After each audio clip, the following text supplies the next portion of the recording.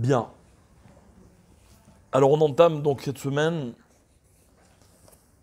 l'histoire des Havot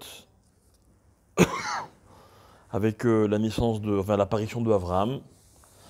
Donc on a fait deux parachiotes, Bereshit et Noach, dans lesquels on a passé rapidement 2000 ans d'histoire.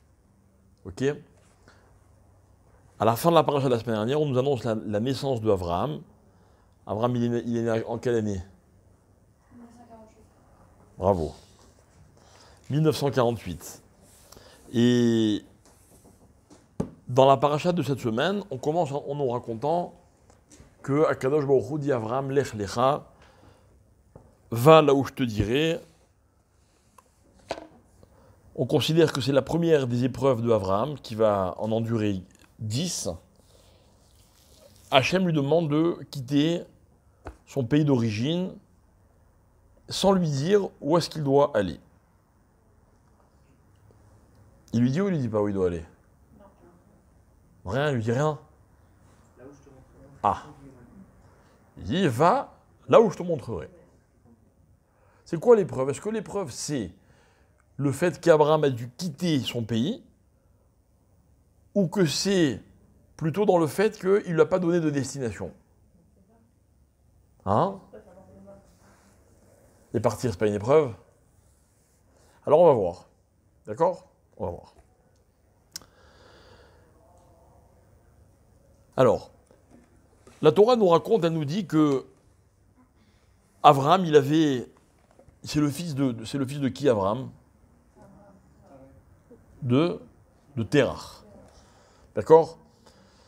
Vayehi Terach Shivim Shana.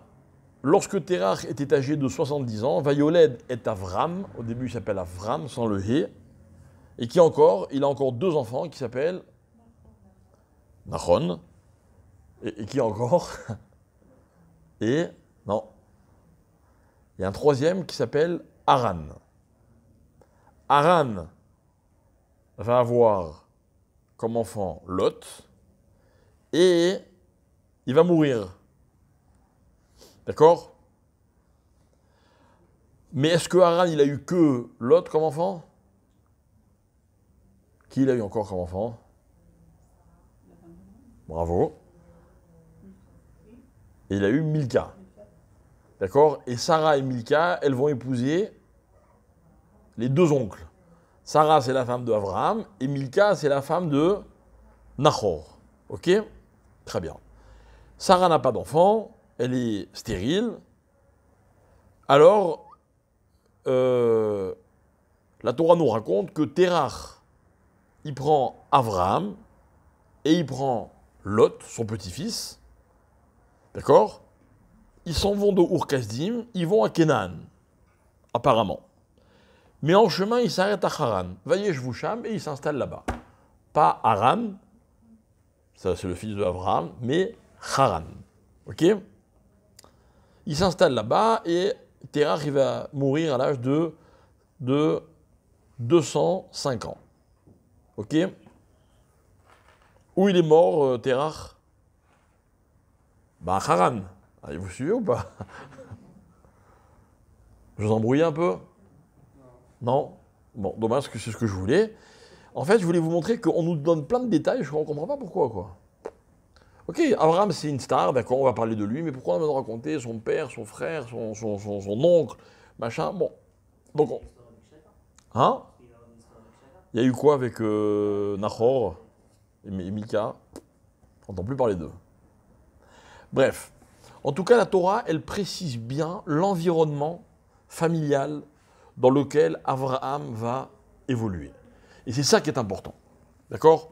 Très important de savoir qu'il vient d'une famille qui était complètement idolâtre. Et Abraham, il va tirer son épingle du jeu, il va complètement sortir du système dans lequel il est né. Ok? Et en fait, ce personnage, Abraham, on va l'appeler Avraham à Ivri. Ça veut dire quoi, Ivri? D'accord, mais on n'y est pas encore. Ah. Alors bravo, il y a deux choses. Il y a l'avor, donc c'est passer, traverser, on va voir, ok. Et il y a encore une autre notion, c'est me'aver. C'est quoi me'aver? Me'aver, c'est quand par exemple il y a un fleuve, ok, il y a deux rives, d'accord? Si vous êtes sur une rive, ce qui est de l'autre côté du fleuve, donc sur l'autre rive, s'appelle me'aver. Abraham, par exemple, il va traverser le Yarden, il va passer me'aver à Yarden. D'accord? Donc il est de l'autre côté. De l'autre côté de quoi? Et les Ramim ils vont nous faire remarquer, enfin ils vont insister sur le fait qu'Abraham, en fait, il est toujours de l'autre côté. Abraham, c'est le décalé. Il y a un système, il y a des acquis, il y a des repères, acceptés a priori par toute la société. Et voilà qu'Abraham, lui, il est de l'autre côté. Il est toujours décalé. C'est ça qui fait le personnage d'Abraham. Je reviens à la première signification du mot ivri, qui veut dire passer, traverser. On voit de là qu'Abraham, c'est un personnage qui est tout le temps en mouvement. Ok? Quelle est la première chose qu'on nous raconte sur Abraham? Que Dieu lui dit l'air. Ça veut dire quoi l'air? Marche. Où on va? Marche.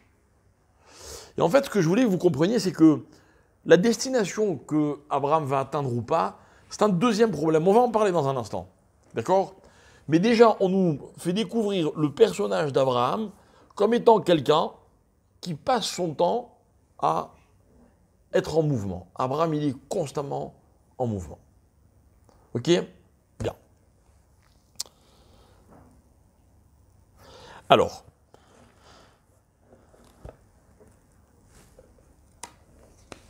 imaginez que je vous pose une question et je vous demande quel est l'héritage d'Abraham dans le monde. Par exemple, qui sont les descendants d'Abraham? Au 1? Non, pas tout le monde. Hein? Le père de nombreuses nations. Donc Abraham, c'est un père. Ok? Donc c'est-à-dire que c'est quoi un père? C'est pas seulement un père biologique, c'est qu'il va laisser quelque chose au monde. Qu'est-ce qu'il va laisser au monde Abraham Avinu? Alors la Torah, le Midrash, il y a énormément de Midrashim sur Abraham Avinu, comme vous pouvez vous en douter. Mais il y en a un, par exemple, que je voudrais vous citer, qui est très connu, dans Bereshit Rabbah. Ok, là-bas, le Midrash, il dit, Abraham, il marchait, d'accord? Puisqu'il y a marqué qu'Abraham, il était mis à l'air devant Akadosh Baruch Hu. Le Midrash, il raconte, il dit, Machal, l'Echad Shaya Over Mimakom les Makom. C'est comme, par exemple, quelqu'un qui marchait d'un endroit à l'autre. Donc, il est en chemin, ok? Inutile de vous rappeler que à l'époque, les chemins traversaient des endroits complètement désertiques. Okay, c'est pas comme aujourd'hui, vous prenez la route, vous avez une autoroute avec des stations-service pour vous rafraîchir. Non. Avant, quand on prenait la route, on quittait un endroit pour aller dans un autre endroit. On passait par des endroits qui étaient complètement perdus. D'accord? Donc, il va d'un endroit, ni Makom, les Makom. D'accord? Donc il a une destination. Vera'a, et voilà qu'au milieu du chemin, Bira Achat Doleket. Et voilà que tout d'un coup, imaginons que c'est dans la forêt, ou en plein désert, comme vous voulez, tout d'un coup il voit un palais qui est éclairé. Oh, il est incroyable. Il y a une maison, puis en plus il y a du monde, c'est allumé. Ok? Et le Midrash raconte, j'ai pas tout le texte sous les yeux, et il dit qu'est-ce qu'il fait? Il dévie de son chemin, il va donc dans cette maison, peut-être qu'il va trouver de quoi manger, de quoi se reposer, etc. Et puis il voit personne dans la maison. Alors il dit mais c'est quand même incroyable. La maison est allumée, il y a un feu. Il y a donc bien quelqu'un qui a allumé ce feu. Ok? Ainsi, Abraham traverse le monde. Et il se rend compte que le monde est allumé, on va dire. Le monde est comme une maison éclairée. Mais Abraham ne trouve pas qui est à l'origine de cette lumière. Alors il cherche. Et Abraham va chercher. Et à un moment, il va finir par trouver, dit le Midrash, il va trouver le Baal Habayit. Et il va être content. D'accord? Ainsi Abraham. Abraham va dire, I efshar les bira belo manhig. Impossible que dans cette maison, il n'y ait pas un patron, il n'y ait pas un Baal Habayit. Un autre Midrash va dire les choses un peu différemment. Il va découvrir, on va lui apprendre, Abraham, que le monde tourne. Il va voir que le soleil se lève à l'est, se couche à l'ouest. Et il comprend donc qu'il y a un galgal, les choses, on n'arrête pas il y a un roulement, ok, il fait jour, il fait nuit. Alors Abraham dit, mais c'est pas possible, il y a bien quelqu'un qui fait tourner cette roue, et il ne trouve pas. D'accord? Je vous ai raconté, ça n'a rien d'extraordinaire, ce sont les mots du Midrash pour expliquer la recherche d'Avraham Avinu. Alors, on va s'arrêter là, et on va essayer de réfléchir 5 minutes. D'accord? D'après vous, est-ce que les contemporains d'Abraham avaient constaté que le monde tournait comme Abraham? Sans doute. Ouais. D'accord? Bien. Et ils ne se sont pas posé de questions? Mais la Vodazara, ils savaient eux-mêmes qu'elle n'avait pas la capacité de faire fonctionner le monde. Rappelez-vous l'histoire que nous raconte le Midrash. Un jour, le père d'Abraham, qui était concessionnaire de Vodazara, confie le magasin à son fils. Que fait Abraham? Il les casse toutes. Il laisse la plus grande, il lui met le burin entre les mains avec lequel il avait cassé toutes les idoles, et il dit à son père, ben c'est pas moi, c'est elle. Et le Midrash raconte que on amène Abraham chez le roi Nimrod, d'accord? Et Nimrod, donc, il fait siéger un tribunal qui condamne Abraham, et il est condamné à mort. Abraham va être jeté dans une fournaise, dans un bûcher, et il y aura un miracle que vous connaissez, Abraham va s'en sortir. Mais pourquoi est-ce qu'Abraham est condamné à mort? Il a pourtant prétendu, il a même une preuve que c'est pas lui, c'était l'autre idole. Pourquoi ils l'ont pas cru? Parce qu'ils croyaient pas en le Rav d'Abraham. Ah, alors. Donc ils connaissaient très bien les limites de leur propre Dieu, n'est-ce pas? Alors évidemment, l'image elle est un peu enfantine. Moi je me rappelle je connais cette histoire depuis très très longtemps. D'accord? Enfin, ça fait pas si longtemps que j'étais enfant, mais en tout cas, je me rappelle depuis que j'étais vraiment petit enfant. Ok? Et petit enfant, déjà, j'avais compris l'histoire. Et cette histoire, vous comprenez que elle est un peu plus profonde que ce qu'elle nous donne comme impression. Elle veut nous expliquer qu'en fait, dans la Vodazara, il y a une limite. Mais le problème de la Vodazara, c'est que quand on est dans la Vodazara, donc on croit en la Vodazara, on ne peut pas accepter les limites de la Vodazara. Alors, on va essayer de définir les choses. Ok? Il y a un concept que vous connaissez tous, qui s'appelle le Emet. C'est quoi le Emet? Hein? La vérité? Non, vérité. Plus tu rajoutes, et plus tu t'éloignes de la vérité. C'est une règle dans la vie. D'accord? Par exemple, qui c'est qui est plus gentil? Le gentil ou le très gentil? Quand vous ajoutez un superlatif à un qualificatif, n'oubliez jamais que vous dévalorisez le qualificatif. C'est une règle. Il n'y a pas plus gentil que gentil. D'accord? Quand on veut rajouter quelque chose, c'est parce que nous, on a l'impression de ne pas avoir les mots pour exprimer ce que l'on veut dire. Mais la notion qui se rapproche le plus de la vérité, c'est la notion dans toute sa simplicité. Donc, émettre, c'est émettre. Émettre, vous pouvez le traduire de deux façons, ou vérité, ou réalité. D'accord? Vérité, réalité. C'est-à-dire que, si par exemple je vous dis maintenant il fait nuit, c'est une vérité, n'est-ce pas? Mais c'est aussi une réalité. En quoi est-ce que l'un vient compléter l'autre, vérité et réalité, c'est que personne de sensé ne peut nier que maintenant il fait nuit. Ça fait de ce que je viens de vous dire quelque chose de émet. Quand je vous dis qu'il fait nuit, c'est émettre ce que je dis. Hein? C'est un fait, c'est une réalité. Ok? Quand je vous dis qu'il fait jour, qu'il fait nuit, c'est le émettre. Mais le émettre, c'est pas que je vous dis qu'il fait nuit. C'est quoi le émettre? C'est qu'il fait nuit. Or, en ce nuit-là, cette nuit-là, personne ne peut la nier.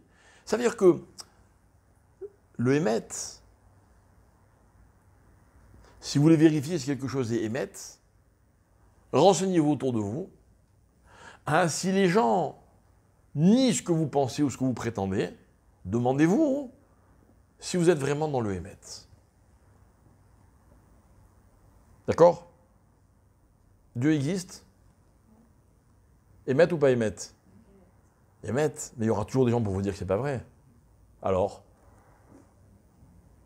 Hein? Ne rajoutez pas des superlatifs. Pas de émettre la mytho. Émettre. Point. Est-ce que l'existence d'Hachem, c'est émettre ou c'est pas émettre? Ah, il y a des gens qui prétendent qu'il n'existe pas. Donc on est obligé, écoutez bien, pour se positionner par rapport au émettre. Donc le émettre, c'est une vérité qui est telle qu'elle est. Maintenant, il y a un autre paramètre qui est très important. C'est quel est l'élément qui va me permettre de me positionner par rapport à cette vérité, à ce émettre. Oui, mais moi, il me faut des outils.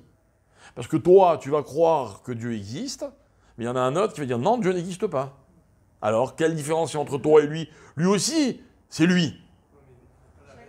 Alors, qu'est-ce qui lui manque? Alors, elle a dit un mot. Il lui manque la Emouna. D'accord? Maintenant, attention, parce que je ne veux pas qu'on le dise de façon trop simple, donc je vais un peu vous embrouiller. Ok? Quelle différence y a-t-il entre Emet et Emouna? Je sais que vous savez qu'il y a une différence. C'est-à-dire, non, ça n'a rien à voir. Ok? Mais si, ça a à voir. Pourquoi? Parce que la Emouna n'a de sens que parce qu'on croit en un Emet. Mais moi, je viens et je vous argumente différemment. Je vous dis, mais le Emet, c'est le résultat d'une Emouna.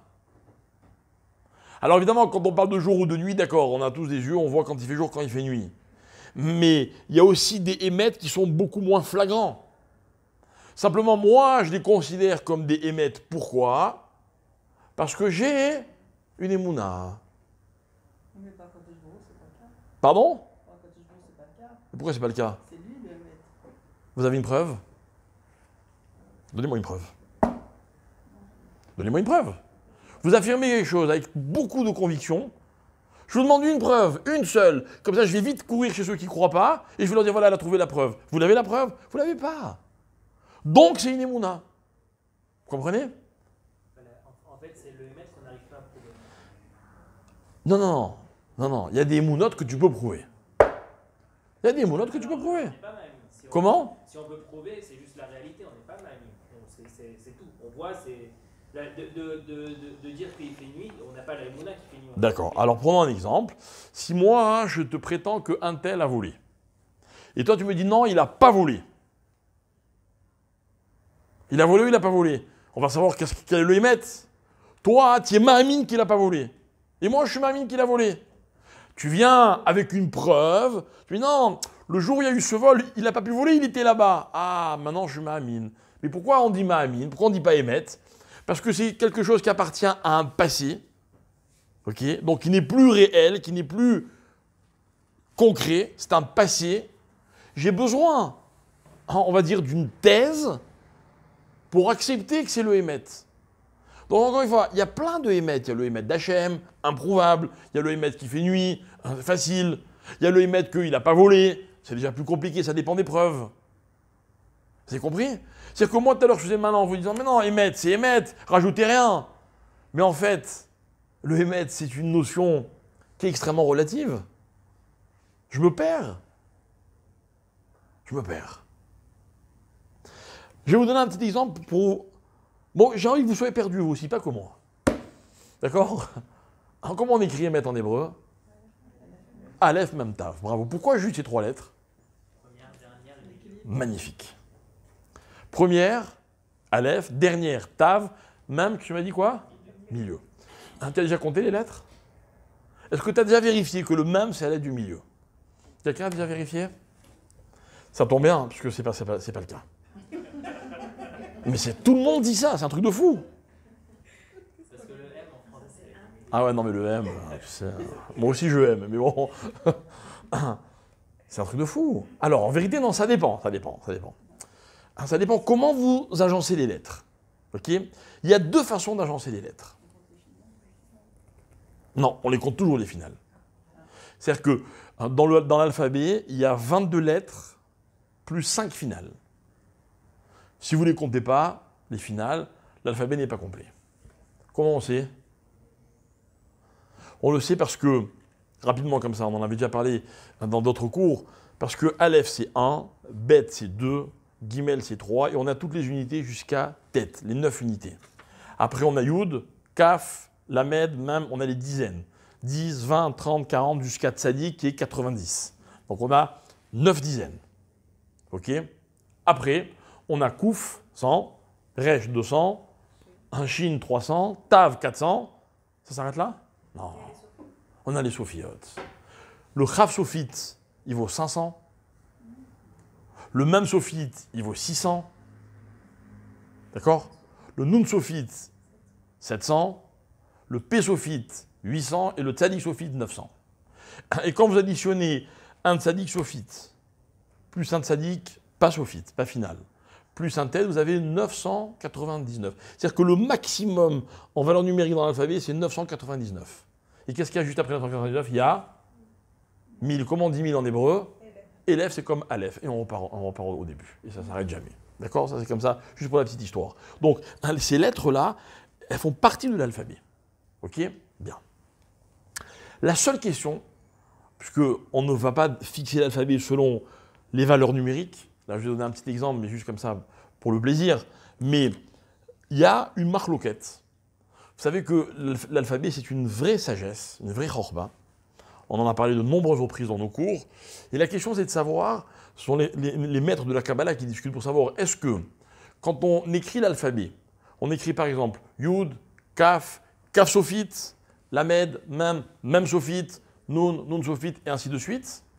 Ou alors, est-ce qu'on écrit toutes les lettres jusqu'à Tav, et après on rajoute les sophiotes, c'est-à-dire les lettres finales? Il y a 2 versions. Il y a 2 versions. Si vous prenez... Ça change les valeurs numériques. Évidemment. Non, ça ne change pas les valeurs numériques parce que selon ce compte-là, où on les met au milieu de l'alphabet, ok, elles n'ont pas de valeur numérique. Hein? Chazak ou Baruch, ça change la place du même. Avec cette configuration, le même, il est décalé d'une lettre. D'accord? Maintenant, écoutez bien. Si vous comptez les sophiotes au milieu de l'alphabet, alors le même, c'est la lettre du milieu.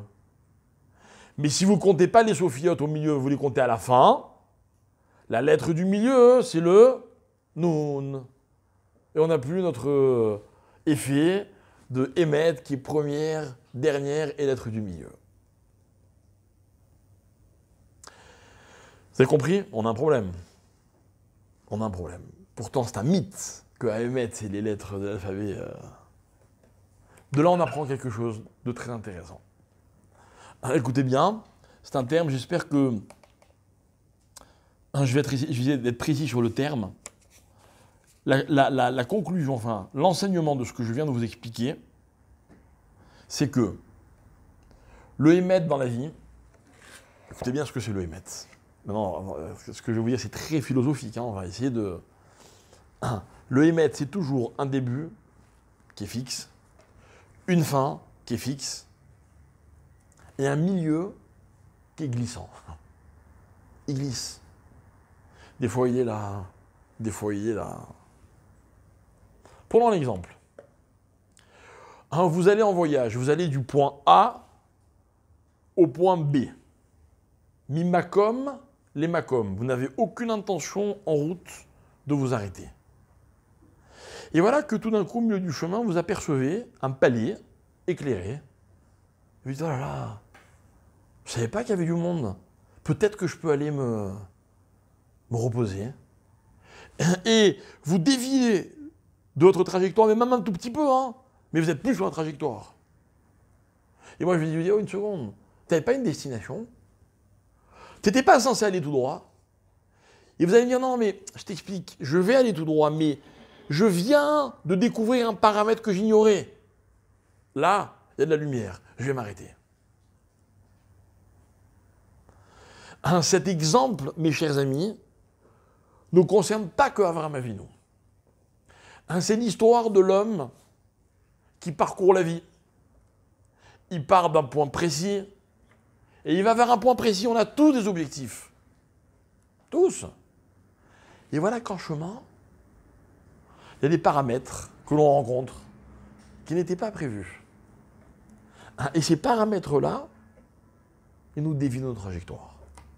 Question. Ainsi, le parcours, c'est le Emet, première lettre, dernière lettre. Est-ce que les tachanot, les petits détours qu'on fait dans la vie, est-ce qu'ils s'appellent Emet ou on est sorti du Emet?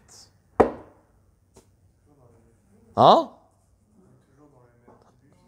Facile à dire, hein. Vous avez résolu pendant 4 secondes, même pas 4 secondes. J'ai même pas fini ma question, vous avez résolu le problème. Vous êtes balèze. Pour toi, tout est Emet alors. Un coup à droite, un coup à gauche, finalement le Emet c'est pas ça, c'est ça aussi, intermédiaire c'est ça aussi, et puis plus vous avancez, plus vous découvrez du Emet, c'est ça? C'est trop facile, donc personne ne se trompe d'après vous. À qui? Ceux qui font un shaker une réalité, ceux qui font une réalité un... Peut-être que le palais c'est un shaker. Comment tu peux savoir? C'est toi qui l'as défini. Merci. Donc là, tu as laissé le Emet à l'appréciation de chacun. En un mot, tu as créé dans le monde une confusion, une panique terrible. Chacun il a son Emet. Ça ne me convient pas du tout. Ça ne me convient pas du tout. Ce que je voudrais qu'on comprenne, mes chers amis, c'est qu'il y a une notion qui s'appelle Emet et une notion qui s'appelle Emouna. Et c'est la superposition des deux qui me permet de définir ce qu'est Emet. D'accord? Et maintenant, on va essayer d'expliquer. On va prendre l'exemple de Avraham Avinu. Vous savez, il y a dans le Talmud, donc dans la Mishnah, dans la Gemara, il y a un traité qui s'appelle Masechet Avodah Zara. Masechet Avodah Zara, c'est un traité qui explique toutes les halachot qui concernent la Avodah Zara. C'est là-bas qu'on va nous parler, par exemple, de la bouteille de vin qui a été touchée par un non-juif. J'ai le droit de la boire ou j'ai pas le droit de la boire? Pourquoi non? Pas mes vouchales. Pourquoi j'ai pas le droit? Vous savez quoi? Et pourquoi j'ai le droit ici mes vouchales? Quand vous allez m'expliquer pourquoi j'ai pas le droit quand c'est pas mes vouchales, quand le vin n'est pas cuit, ok, vous allez me donner la raison. Alors après, je vais vous dire, ok, pourquoi quand c'est cuit, j'ai le droit? Alors allez-y. Pourquoi on n'a pas le droit? Tout le monde connaît cette halakha, personne ne connaît la raison. Attendez, ça va pas là. Ah! Comment? Le chat s'était tué par un juif. Et alors? C'est passé c'est comme c'est passé entre le même un juif, donc c'est un cachet. Peut-être qu'il a fait le culte avec, mais ils font jamais le culte avec un vin. Chazak ou Barour, tout simplement. Parce que les idolâtres utilisaient le vin pour certaines pratiques idolâtres. Ok? Mais jamais quand le vin était cuit. Donc quand le vin n'est pas cuit, on a peur qu'il y ait un goy qui soit venu et qui ait fait Avodah Zara avec. Quand c'est cuit, il n'y a pas de problème. Ah, vous allez me dire, mais de nos jours, est-ce que l'Avodah Zara, ça existe? Ouais, c'est moins fréquent. Et pourquoi j'ai pas le droit de toucher, laisser un juif qui n'est pas Shomer Shabbat? Quel rapport? Ben, tout ça, c'est Maseret Avodah Zarah. Vous savez combien il y a de chapitres dans le traité de Avodah Zarah? Vous savez pas? Alors regardez, j'ai une feuille là, de Gemara. Ok? Gemara de Avodah Zarah, page 14. Là-bas, la Gemara, elle veut comprendre qu'est-ce que c'est Avodah Zarah, à propos de certaines choses, peu importe, on ne va pas rentrer dans les détails. Et donc la Gemara, elle est en pleine discussion, ok, en pleine réflexion. Et la Gemara dit comme ça, écoutez bien. Amarlé Rav Chasda et Avimi. Rav Chasda raconte à Avimi, c'est 2 maîtres du Talmud. Gmire de Avodat Kochavim de Avram Avinu. Il dit, tu sais, la Gemara de Avodat Zara, Avodat Kochavim, c'est pareil. Le traité de Avodat Zara de Avram Avinu. Arba Mea Pirke Avian. Il contenait 400 chapitres. Ve'anan Chamisha. Et le notre Avodah Zarah, vous pouvez voir dans toutes les Gemarot du monde, 5 chapitres. Et la Gemara, elle n'explique pas pourquoi, elle passe à autre chose, elle continue. D'accord? Et les Chamis se demandent pourquoi? Pourquoi nous que 5 et Abraham Avinu 400? J'ai trouvé une explication. Une explication qui dit qu'il y avait tellement de Avodah Zarah du temps d'Abraham que pour expliquer toutes les lois, il fallait au moins 400 chapitres. Ok. De nos jours, il y en a beaucoup moins, c'est beaucoup moins répandu.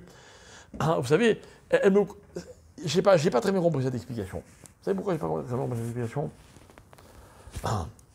Parce que la faute, l'interdiction, dont la Torah parle le plus, dans toute la Torah, dans les 5 livres de la Torah, la faute dont on parle le plus, c'est la Avodah Zarah.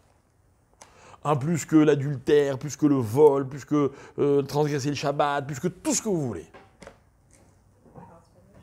Pas logique. Surtout que, franchement, aujourd'hui, la Avodah Zarah, j'ai pas rencontré beaucoup de gens dans ma vie, moi, qui sont dévorés par la passion d'aller goûter à la Avodah Zarah.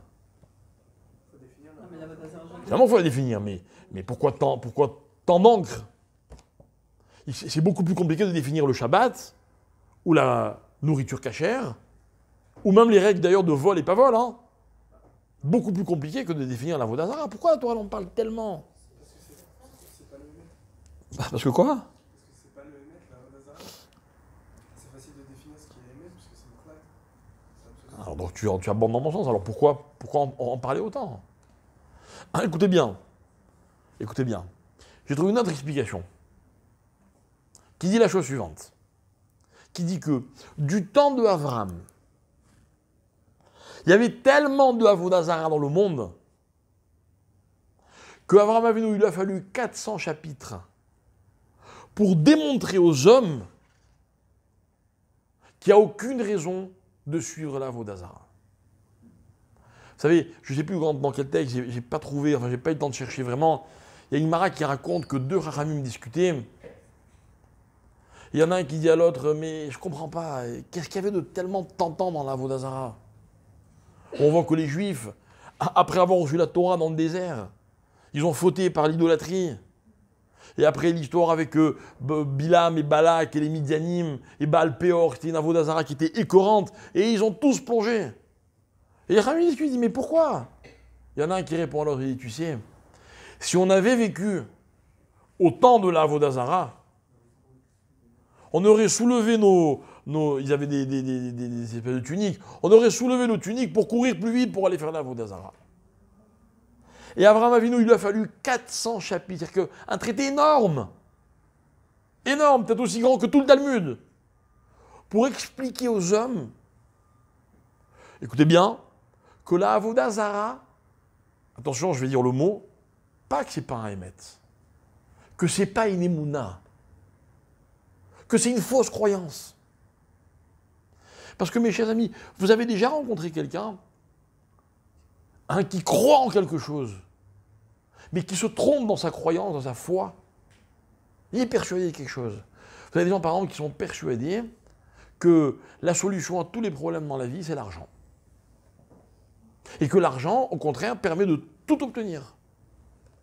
Que quand on a de l'argent, on est heureux. Mais il y en a plein des gens qui croient ça. Plein, peut-être même ici. Allez les convaincre qu'ils se trompent. Allez les convaincre. Il y a des gens qui croient, par exemple, que quand on est malade, il n'y a qu'un médecin qui peut nous guérir. Plein. Peut-être même ici. Allez les convaincre. Impossible. Écoutez bien, ces gens-là, ils connaissent le Hémet. Ils vont vous dire, ah ouais, non, c'est Dieu, tout est Dieu. Ah oui, non, mais il y a un décalage entre le Hémet, dans leur perception, et la Emouna, qui est la leur. Et moi, je vais vous expliquer ce que c'est que la Emouna. Je vais vous donner 2 éléments sur la Emouna, 2 éléments dans un seul mot. Tout le programme de Avraham Avinu, c'est Ivri. C'est quoi Ivri? Premièrement, le mouvement. Ça mes amis, voilà, je ne sais pas, peut-être qu'un jour, quand vous étiez enfant, vous pensiez que dans la vie, il y avait une réalité. Vous savez, un enfant, il est rassuré parce qu'il y a des paramètres immuables selon lui qui font son environnement. Son papa, c'est le plus fort, sa maman, c'est la plus belle, d'accord? Ou peut-être le contraire, je ne sais pas. Sa maison, c'est la plus agréable. Il est tranquille. Personne ne lui veut du mal. Et un enfant, il commence à être angoissé quand il découvre, tout au long de son parcours, que les réalités, elles ne sont pas comme il croit. Elles ne sont pas comme il croit. La semaine dernière, j'ai fait une grande erreur. La semaine dernière, il y a 10 jours, je suis resté au bureau, j'avais des choses à faire, je suis sorti très tard du bureau. D'accord? Vraiment, il était très tard. Je descends les escaliers là, et en descendant les escaliers, j'entends du bruit. Et comme les fenêtres étaient ouvertes au premier et au 2e étage, il y avait un espèce d'écho, je pensais que ça venait des escaliers. Je me dis, tiens, c'est bizarre, il y a encore du monde. Je pensais que c'était le dernier, quoi. Je sais pas, il était 2h ou 3h du matin, je ne pensais pas qu'il y avait du monde. Donc je lève les yeux, je vois rien, je continue à descendre, j'entends encore du bruit. Vous voyez, un espèce comme on dirait une porte qui claque. C'est quand même bizarre. Je vérifierai demain s'il y avait quelqu'un dans le bâtiment. Enfin, il passe pas énorme, quoi, vous voyez, normalement, j'aurais vu, quoi. Et puis quand j'arrive en bas, au moment où j'arrive en bas, j'entends un bruit de verre qui se casse, comme ça, mais très fort. Vraiment, c'est très, je ne comprenais pas du tout ce qui se passait, quoi. Donc je sors d'en bas, je verrouille la porte de tout en bas, j'arrive dans la rue, et quand j'arrive dans la rue, je me rends compte que le magasin qui est juste là à gauche, là en bas, ok, il y avait un cambriolage apparemment, ils étaient en train de saccager le magasin, d'accord. La rue était déserte, vous voyez, après les fêtes ici, pendant les fêtes c'est la folie, tout le monde était reparti, et là je me dis, oh purée, j'ai eu un peu peur, comme imaginez, ils sortent maintenant, ils me voient, et donc je commence à me précipiter vers ma voiture, ok, et là je me dis, bon, je vais appeler la police. Alors, il me dit, attends, le temps qu'ils me répondent et tout, finalement je fais mon demi-tour, je vais chercher la police, il y a toujours des policiers charrier à faux, et en effet, j'arrive, je leur dis un cambriolage, direct, là, tant qu'ils arrivent, c'était parti. D'accord? Bref, je raconte ça à mes enfants, je raconte le lendemain à mes enfants. Un de mes enfants, qu'est-ce qu'il a fait, évidemment? Il a fait un cauchemar. La nuit d'après, il vient, papa, il a fait un cauchemar, il est voleur. Un enfant, il ne faut pas lui raconter des histoires-là. Ça lui fait peur. Ça lui fait peur. Parce que dans le émettre d'un enfant, il y a une protection. Il sait qu'il y a des voleurs, il sait que ça existe, on le racontait, mais c'est pas là, quoi. C'est pas chez lui, c'est pas dans son monde. Et puis là, il y a eu une intrusion. Je ne regarde pas, parce qu'un enfant, il a aussi besoin de savoir de quoi est faite la réalité. Je veux que mes enfants, ils aient aussi peur de se promener tout seuls la nuit, vous voyez ce que je veux dire? Même si on a le temps, quoi. Malheureusement, le jour où ils se promènent, ils n'ont plus peur, mais bon. Tout ça, c'est des réalités qu'on apprend. On apprend. Et vous remarquerez une chose, c'est que le paradoxe, c'est que quand vous connaissez la vérité, c'est là que vous avez besoin d'avoir le plus de croyance, de Emouna. Par exemple, si quelqu'un parmi vous vient et me dit « Tu peux me prêter 50 shekels, je prends un taxi pour rentrer chez moi. » D'accord? Je crois qu'il y a des gens que je ne connais pas vraiment, vous avez vu peut-être pour la première fois, ok, vous me demandez 50 shekels. Et donc je vais décider, est-ce que je vous les prête ou est-ce que je vous les prête pas? Bon, 50 shekels, c'est pas vraiment une décision importante, mais imaginez que ce soit un peu plus. D'accord? Et vous ne vous inquiétez pas, la semaine prochaine, je vous les rends. Et imaginez que je vous dise oui. D'accord? Si je vous dis oui, c'est que je vous crois. Qu'est-ce qui fait que je vous crois? Qu'est-ce qui fait que dans la vie, on croit? Par défaut. Je crois que le défaut, c'est que les gens ne croient pas. Il n'y a pas de raison de le croire. Pas besoin de pas croire. C'est-à-dire, tu me demandes de l'argent, ok? Et moi, je vais te le prêter, mais je suis moins d'avoir besoin d'une raison de te croire, quoi. Hein? Toi, tu te serais cru que tu aurais aimé que quelqu'un te croie qui avait été dans ce cas-là. Mais c'est très beau ce que tu dis, hein. Mais c'est mon porte-monnaie, quoi. Tu vois ce que je veux dire? Et Mouna en Dieu, d'accord, en vous. J'ai beaucoup de considération pour vous, mais faut pas exagérer, quoi. Les paramètres Qui font que quoi? Alors racontez-moi, c'est quoi les paramètres? Non, mais on dit que finalement, c'est comme 50 shekels et que même s'il ne le rend pas. Donc c'est pas grave, donc je le crois pas, mais je lui donne 50 shekels. S'il me les rend au pire, j'ai une bonne surprise. C'est pas ça croire. Non, mais c'est qu'il y avait beaucoup dans ta compte. Comment? Que si vous ne les avez pas rendus, c'est que la chaîne ne voulait pas que vous voulez. C'est ce que je dis. Donc je les donne à fond perdu. Dans le meilleur des cas, je vais les récupérer. Non, c'est pas ça ma question du tout. Soyez pas défaitiste. Il vous dit qu'il va vous les rendre, d'accord, je te crois. Qu'est-ce qui fait qu'on croit? Qu'est-ce qui fait qu'on croit? Vous allez à la banque, vous faites un emprunt. Parce qu'elle vous croit, la banque. La banque, elle ne vous croit pas du tout. Elle vous va demander des garants, des garanties, des gages, des machins, tout ce que vous voulez. Mais elle ne vous croit pas, la banque. Et elle a raison, elle ne vous connaît pas. Eh bien moi, je vais vous dire quelque chose. Si je vous prête de l'argent, ou autre chose, hein, autre chose. Et pourquoi je vous fais confiance? Vous savez pourquoi? Parce que j'ai décidé. Parce que dans la vie, croire, c'est une décision. Maintenant, attention, ne me donnez pas de piège. Ne me donnez pas la question d'après. Ok? Et sur quoi est basée ma décision? Ben, je ne sais pas. Là, par contre, je ne sais pas du tout. Mais je sais que c'est une décision. Je sais que dans ma vie, à chaque fois que j'ai fait confiance, c'est parce que j'avais décidé de faire confiance. J'avais donné un exemple un jour dans un cours. Vous avez un enfant. D'accord? Un enfant, je sais pas moi, il a 4 ans, vous habitez à 500 mètres de l'école. Il faut traverser 2 rues pour aller à l'école. Et un beau jour, il vous dit, papa, je peux aller à l'école tout seul? Est-ce que vous lui dites? Pas du tout. C'est très dangereux, mon fils. D'accord? Maintenant, il y a bien un jour où vous allez le laisser aller à l'école tout seul. Et ce jour-là, vous pouvez m'expliquer pourquoi vous allez lui faire confiance? Parce qu'il a fait ses preuves. Quelle preuve? Il n'est jamais à l'école tout seul, il n'a pas fait ses preuves. Il y a bien une première fois dans tout. Dites-moi, je vais vous poser une autre question. Vous allez vous marier? Il y en a qui ne sont pas mariés, je crois, ici. Hein. Vous allez vous marier, n'est-ce pas? Oui, bien Hachem. Ok? Mais c'est-à-dire que vous allez choisir quelqu'un, vous allez tiens, je lui fais confiance à lui. Ou à elle. Vous pouvez m'expliquer sur quelle base? Non mais, rêvez, je ne vais pas vous angoisser, hein. Mais vous n'avez aucune garantie, hein. Mais alors quand je vous dis aucune garantie, non mais j'explique mon propos. C'est parce que, imaginez vous êtes une jeune fille, vous allez épouser un jeune homme, d'accord? Mais enfin, sur quoi vous allez pouvoir baser votre confiance? Même lui, il ne sait pas du tout quel type de mari il va être. Mais alors il n'en a aucune idée. Et encore moins quel père il va être. Mais vous allez dire non, je lui fais confiance, ça va être un bon mari, ça va être un bon père. Vous n'avez aucune preuve. Aucune. Des fois, moi j'ai envie, comme ça, pour le kiff, quand je fais des roupotes, de prendre le khatan et la calabar. Vous êtes sûr? Je le fais pas, c'est trop dangereux, je pourrais le déstabiliser. Ben oui. Et vous allez vous rendre compte que quoi? Que c'est une décision, c'est comme ça. C'est comme ça. Et quand vous allez amener la jeune fille chez votre mère et qu'elle va vous dire Bah là, justement, on fait appel à la Emouna. Ouais. Et sur quoi elle est basée ta Emouna? La décision. Décision. Rien, quoi. Rien, ça dépend que de moi, quoi. Non, on a confiance Hein? en Dieu, on a fait de l'éducation aussi. Mais enfin, quel Dieu, je sais pas, rêver.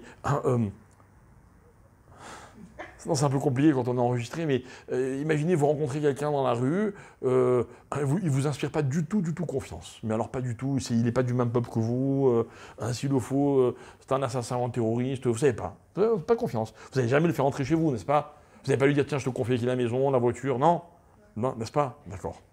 Alors, vous amenez votre voiture chez le garagiste, il vous fait la révision, il vous révise, il vous change les freins, d'accord? Vous sortez du garage, vous accélérez, et arrivé au feu rouge, il y a plein de voitures qui passent dans l'autre sens, vous freinez. D'où vous savez qu'elle va freiner la voiture? Peut-être qu'il n'a pas mis les freins. Mais c'est une personne à qui vous ne faites pas confiance. Mais vous avez décidé que vous avez confiance. Ne me racontez pas les théories, non, le garagiste, lui, il a une garantie ou une assurance ou une licence ou Manaref. Il n'y a pas. C'est une décision. C'est une décision. Ta voiture, c'est une décision pour y aller. C'est ce que je te dis. Quand vous prenez l'avion, le pilote, vous ne le connaissez pas. Vous décidez de lui faire confiance. Vous comprenez? Tout dans la vie, c'est comme ça. C'est-à-dire qu'il y a... Qu'est-ce que je veux vous dire, mes chers amis? Que dans le concept Emouna, il y a un paramètre qui est hyper personnel. C'est moi qui décide. C'est moi qui décide. Maintenant, vous comprenez que c'est un vrai problème. Pourquoi? Parce que si c'est ça votre Emouna dans le Hémet, c'est-à-dire que c'est comme ça que vous définissez le Hémet, on est mal barré, quoi. Lui, il décide que ça, c'est son Hémet, lui, il décide que ça, c'est son Hémet, et lui, elle décide que c'est ça, son Hémet, parce qu'elle y croit, elle a décidé d'y croire, on va jamais s'en sortir. Ah ouais, mais... tu vois, surtout, ne confonds pas démocratie et Hémet. Alors là, vraiment, tu commettrais une erreur. Mais vous avez compris, c'est un embryon qui est vachement compliqué. Bien. Alors, on a un ancêtre qui s'appelle Abraham. Et Abraham, mes chers amis, écoutez bien. L'enseignement d'Abraham, c'est la Emouna. L'enseignement d'Abraham, c'est la Emouna. On va prendre tout le parcours d'Abraham, pas tout le parcours, il y a des faits concrets. Abraham, il leur raconte que c'est la grande idole qui a cassé les petites. Et il le condamne à mort. Comment ça s'appelle? Ces gens-là, vous voulez que je vous dise comment ils s'appellent? Ce sont des gens qui ont défini un Hémet, écoutez bien, mais qui ne sont pas minimes dans leur propre Hémet. Sinon, Abraham, il avait dit la vérité. Vous intégrez? Donc Abraham, il va se moquer d'eux, il va les ridiculiser, pas en leur disant, mais ce en quoi vous croyez, c'est du sheker. Non, non. N'essayez jamais de convaincre celui qui croit en quelque chose que ce en quoi il croit, c'est du sheker. Jamais vous perdez votre temps. Perdez votre temps. Moi, par exemple, je crois en l'homéopathie. Il y a un monsieur ici qui prie dans la synagogue, qui passe son temps à me dire l'homéopathie, c'est des bêtises. Il est médecin, hein. C'est des bêtises. Vous êtes un irresponsable de donner à vos enfants l'homéopathie. Et moi, j'y crois. Lui, il va me prouver scientifiquement que je me trompe, et moi, je vais lui prouver par l'expérience que ça guérit. Qui a raison et qui a tort? Je n'ai jamais cherché à convaincre quelqu'un qui avait une vraie émouna dans son Hémet. C'est du temps perdu. Par contre, là où je peux discuter, c'est est-ce qu'il est lui-même ma'amine dans son Hémet? Parce que vraiment, tu es ma'amine dans ton Hémet. J'ai un couple, ils vont se marier dans 5 minutes. Ils ont décidé de se faire confiance. Ils ont raison ou ils ont tort, on saura dans quelques années seulement. Terrible, hein? C'est-à-dire qu'il n'y a qu'un jour, quand ils auront des petits-enfants ou des arrière-petits-enfants, ils diront, ah, tu vois, j'avais raison. C'est terrible. C'est pas grave, c'est pas ça qui compte dans la vie. Dans la vie, ce qui compte, c'est que quand on est vraiment ma'amine dans son Hémet, eh ben, on rend son Hémet Hémet. Pourquoi? Parce que le Hémet, rappelez-vous, c'est la première, c'est la dernière lettre, et celle du milieu, elle est flottante. Parce que par définition dans la vie, le Hémet, ça ne peut pas être quelque chose qui est complètement figé. C'est impossible. C'est impossible. Moi, par exemple, je suis ma'amine à 100% que mes parents sont honnêtes, que mes parents sont dignes de confiance, qui sont ce que vous voulez. C'est ma'amouna. Je ne vous demande pas de me croire. Vous savez ce que je vous demande? C'est que quand vous allez dire pareil sur vos parents, vous aussi soyez ma'amine complètement que vous avez raison. Si moi un jour je décide d'épouser telle femme, et que je décide que c'est mon Hémet, c'est elle ma femme, ok, ça sera le cas tant que je serai ma'amine jusqu'au bout. Jusqu'au bout. Et vous savez, quand on éduque des enfants et que les enfants grandissent, vous savez à quoi jouent les enfants? Quel est le jeu le plus... Non, pas pervers, j'allais dire pervers, mais presque. Hein, d'accord? Des enfants vis-à-vis de leurs parents. Ils vont tester la confiance qu'on a en eux. Je peux vous dire, moi j'ai quelques enfants, certains qui ont déjà bien grandi. Une des questions qui est revenue le plus souvent, c'est « Tu me fais pas confiance ?» Ils savent très bien que je suis obligé de leur dire oui. Ils savent très bien. Sauf quand j'ai pu leur dire « Non, je ne te fais pas confiance. » Quoi? Ben oui. Je ne peux pas te faire confiance dans un domaine dans lequel toi-même tu ne te fais pas confiance. Pas te faire confiance. Si tu me prouves que toi, tu as confiance, alors là, je te suis. Vous comprenez? Moi, j'ai besoin, par exemple, que ma femme, mon conjoint, peu importe qu'est-ce qu'il parle, j'ai besoin qu'il ait confiance en moi. Parce que sa confiance va renforcer la mienne. Ou alors vice-versa, je ne sais pas. Peu importe dans quel sens. Dans les deux sens, ça marche. C'est aussi important dans un sens que dans l'autre.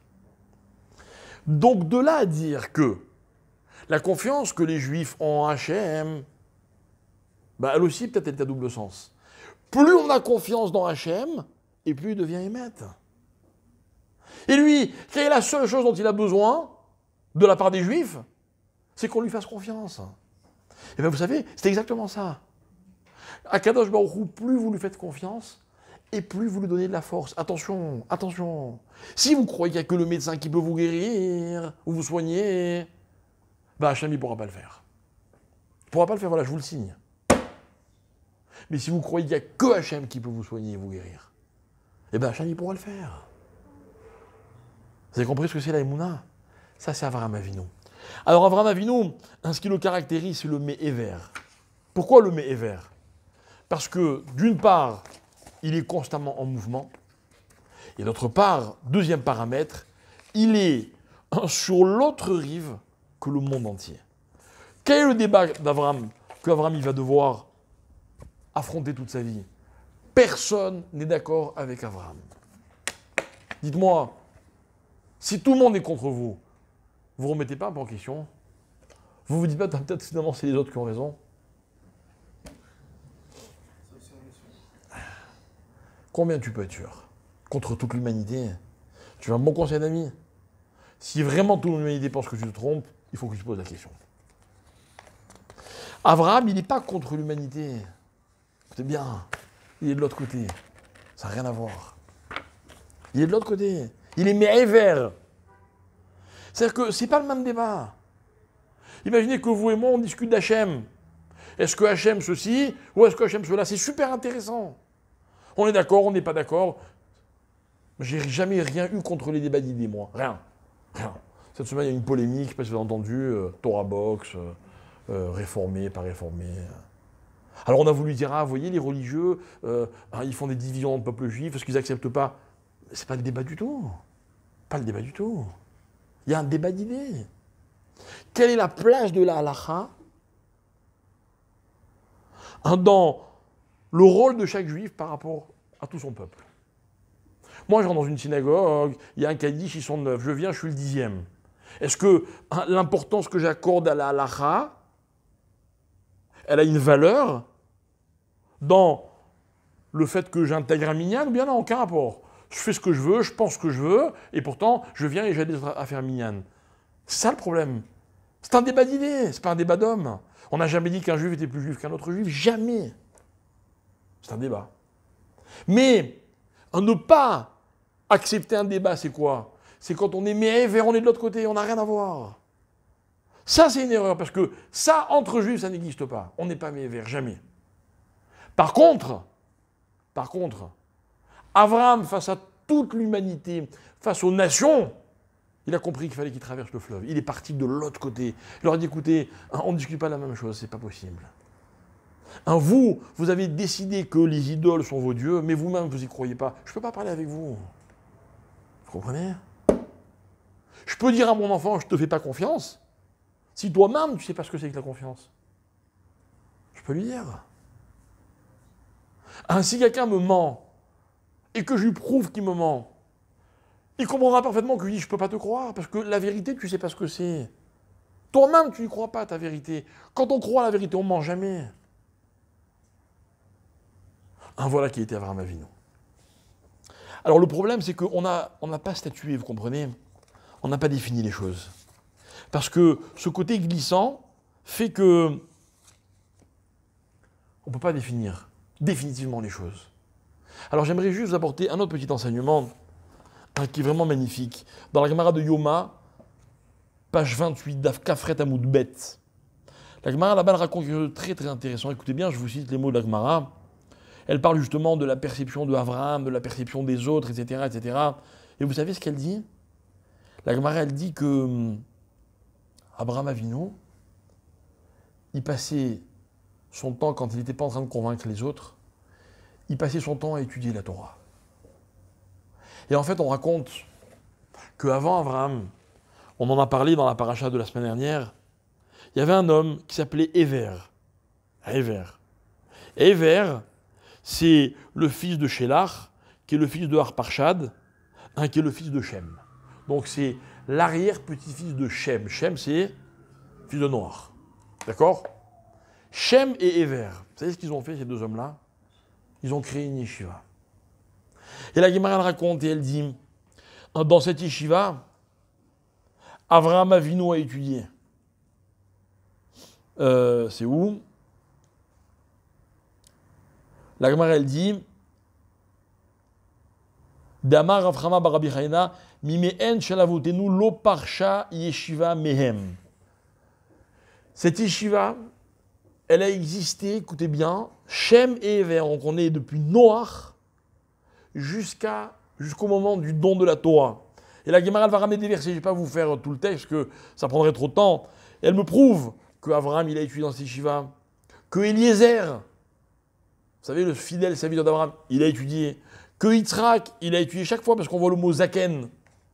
Zaken, chez nous, c'est quoi un Zaken? Un vieillard. Mais quel vieillard? Celui qui connaît. Celui qui connaît, qui a étudié. Et après, elle va me prouver que Yaakov a étudié, que Lévi, parmi tous les enfants de Yaakov, celui qui a le plus étudié, c'est Lévi. Lévi va avoir plusieurs enfants. Celui qui va le plus étudier parmi les enfants de Lévi, c'est Kehat. Kehat va avoir plusieurs enfants. Qui va être l'enfant qui étudie le plus chez Kehat? Amram. Et Amram, c'est le père de Moshe. Et Moshe, c'est qui? C'est Moshe Rabbeinu, notre maître. Ça veut dire qu'en fait, écoutez bien mes chers amis, c'est là que c'est intéressant, la Emouna, le message d'Abraham, il l'a transmis à Yitzhak, il l'a transmis à Yaakov, qu'il a transmis à Lévi, qu'il a transmis jusqu'à Moshe Rabbeinu. Comment ils l'ont transmis? Vous savez comment? Par l'étude de la Torah. Parce que je vais vous dire, dans la vie, il y a deux types de confiance. Il y a la confiance qu'on décide quand on va décider de prêter 500 francs ou 500 shekels ou ce que vous voulez, ou les clés de votre voiture ou peu importe. On prête, on fait confiance, on décide. On décide, je prends ma voiture, elle sort du garage, je décide qu'elle a été bien réparée. D'accord? Mais il y a une autre émouna qui est un peu plus profonde. C'est la émouna qui me permet de définir le émet, la vérité. Et je voulais vous sachiez une chose, c'est qu'Abraham, il a été le révélateur de cette émouna. Il nous l'a transmise. Et il y a un seul moyen de la comprendre, c'est par l'étude de la Torah. Mais je n'ai pas fini. J'ai un dernier point à éclaircir avec vous. Ouais. On a commencé en fait le Dvar en parlant d'Abraham en montrant que justement ce qu'on lui avait transmis à lui, il était allé Névé. Donc nous on prend de Abraham son émet qui nous transmet, mais c'est pas un émet qui est acquis pour nous. C'est un émet qu'il faut découvrir. C'est un émet qu'il faut partir et découvrir. Ah non. Parce que si tu pars, tu retournes chez les nations.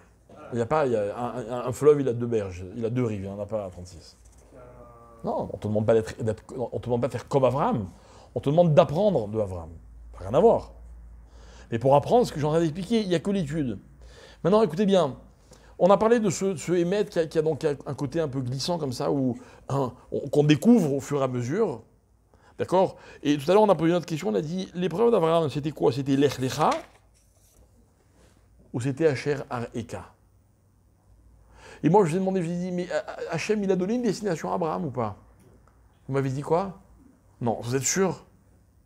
Vous êtes sûr? Hein? J'entends pas. Mais c'est une destination, ça? Ah ouais? Hein. Tu serais prête à épouser un homme qui te dit, viens, suis-moi, ou viens, pose pas de questions, tu verras. T'as une destination. Hein. Alors écoutez bien. Je vais vous donner la preuve que Abraham, il savait qu'il allait vers la terre d'Israël. Vous savez pourquoi? Parce que, quelle est la meilleure définition de la terre d'Israël? Vous savez ce que c'est? C'est Asher, Ar-Eka, que je te montrerai. Et je vais expliquer ce que je veux dire. Dans tous les pays du monde, quand vous faites le tour d'un pays, vous l'avez découvert. Vous connaissez la France? Magnifique. La Côte d'Azur, les Alpes, le Languedoc-Roussillon, vous connaissez? Magnifique. Vraiment, quoi. Les châteaux de la Loire. C'est fabuleux, la France. Le jour où vous avez fait le tour, vous connaissez la France. D'accord? Il faut que vous sachiez une chose, c'est qu'en Israël, vous pouvez faire le tour en long, en large, en travers, de tous les côtés, par en haut, par en bas, ce que vous voulez. Vous ne connaîtrez jamais la terre d'Israël. La terre d'Israël n'est pas une terre dans laquelle on arrive et on est arrivé à destination. Hachem il a voulu dire, je vais t'amener vers une terre que je te montrerai, attention, que je ne cesserai de te montrer tout au long de l'histoire. Vous savez, je vais vous dire quelque chose, je fais un petit détour. C'est ce que c'est une alia réussie? Vous savez comment on réussit sa alia? Quand on vient de découvrir. Le jour où on croit qu'on a découvert, c'est là que les problèmes commencent. Je ne parle pas de la mentalité israélienne ou des problèmes qu'on rencontre dans le travail ou à la banque ou à la coupe à trolley, non. Je parle de la terre d'Israël. La terre d'Israël, mes chers amis, vous savez, et ce n'est pas un mot au hasard que je choisis, c'est un mot que je choisis qui n'est pas au hasard, c'est une terre qui s'étudie. Il faut l'apprendre. C'est une terre dans laquelle je dois avoir confiance. Confiance. Vous avez confiance en la terre, vous? On va voir. On va voir. Vous avez peur, par exemple, des problèmes d'écologie? Ça vous fait peur? Oui? Est-ce que vous avez peur qu'un jour, il n'y ait plus d'air pour respirer? Non? Pourtant, vous savez ce qui se passe avec la couche d'ozone. Remarquez, il paraît que dernièrement, le trou dans la couche d'ozone est un peu diminué.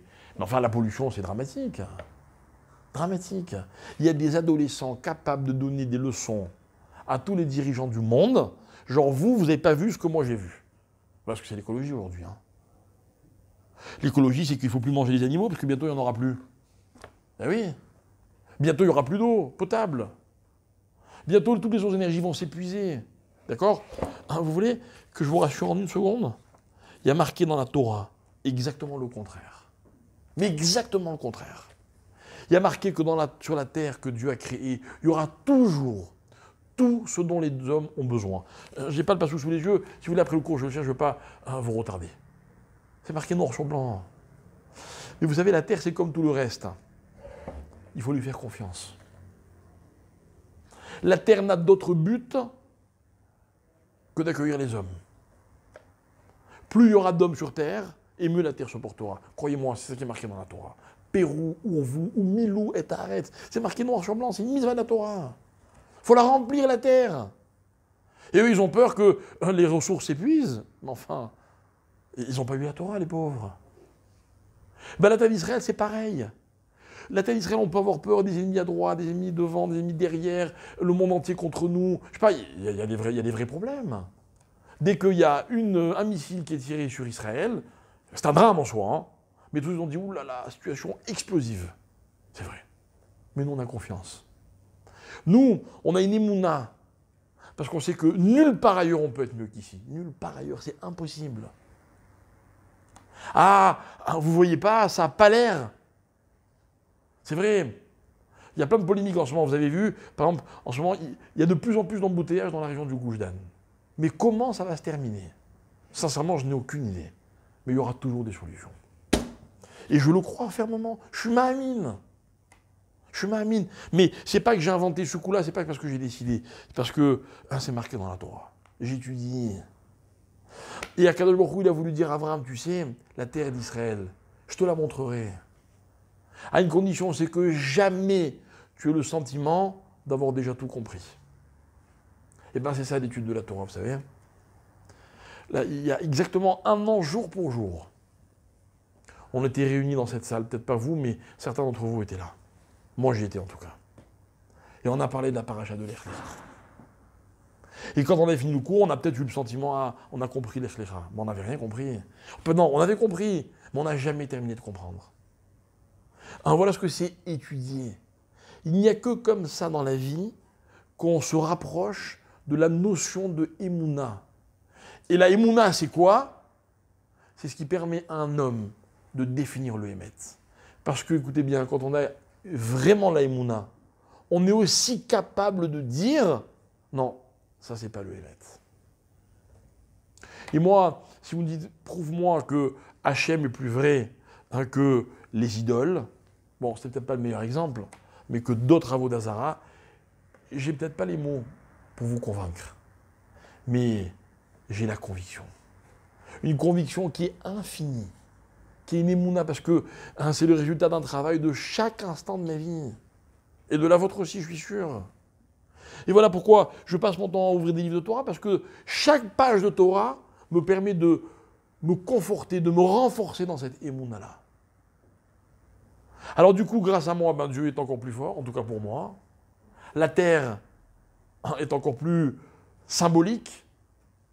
Elle est encore plus émette. Je me rends compte qu'il n'y a que là que ça peut se passer. Et pareil, ma femme, il y a qu'elle. Il y a qu'elle avec laquelle ça peut se passer. Parce que je suis Mahamine. Mes enfants, pareil.